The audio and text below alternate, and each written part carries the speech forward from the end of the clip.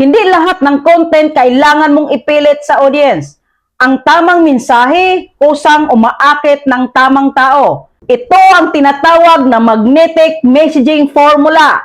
Step 1, be clear. Sabihin mo agad kung para kanino ang content mo. Halimbawa, para ito sa mga gustong mag-grow bilang content creator. Step 2, speak their pain. Banggitin ang problema na naranasan nila. Kapag naramdaman nilang naintindihan mo sila, makikinig sila. Step 3, offer a simple solutions. Huwag komplikado, bigyan mo sila ng malinaw at actionable na value. Step 4, add your unique voice. I-share ang sariling experience o pananaw mo. Dito ka nagiging iba.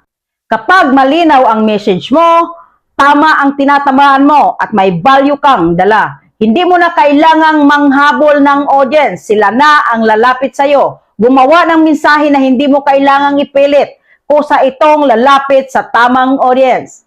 Agree ka ba? Paki-comment mo and see you in the comment section.